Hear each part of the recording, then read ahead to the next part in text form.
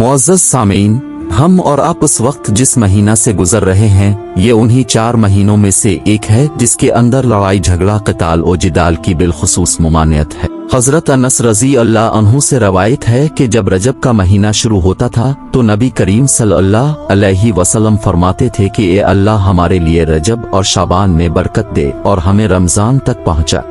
वाक़या मेराज कब वाक़े हुई, इस बारे में अहल सैर के अक़वाल मुख्तलिफ हैं। नंबर 1, जिस साल अब सल्लल्लाहु अलैहि वसल्लम को नबूवत दी गई इसी साल मेराज भी वाक़े हुई, ये तबरी का कौल है। नंबर 2, नबूवत के 5 साल बाद मेराज वाक़े हुई, इसे इमाम नोवी और इमाम कुर्तबी ने राजिह करार दिया है।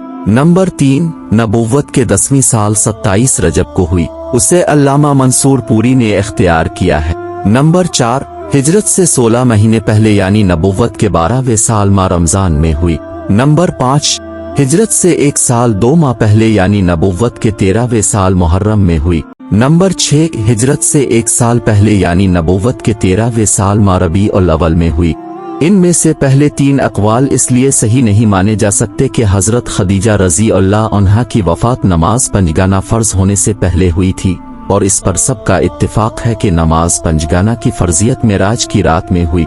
इसका मतलब ये है कि हज़रत खदीजा रज़ी अल्लाह अन्हा की वफ़ात मेराज से पहले हुई थी और मालूम है कि हज़रत खदीजा रज़ी अल्लाह अन्हा की वफ़ात नबुव्वत के 10वीं साल माह रमज़ान में हुई थी, लिहाजा मेराज का ज़माना इसके बाद का होगा, इससे पहले का नहीं। बाकी रहे आखिर के 3 अक़वाल तो उनमें से किसी के किसी पर तरजीह देने के लिए कोई दलील नहीं मिल सकी। अलबत्ता सूरत इसरा के सियाक से अंदाजा होता है कि ये वाक़या मक्की ज़िंदगी के बिल्कुल आखिरी दौर का है। ला इलाहा इल्लल्लाह। इस वीडियो को शेयर करें और मज़ीद वीडियोस के लिए हमारे चैनल को सब्सक्राइब करें। शुक्रिया।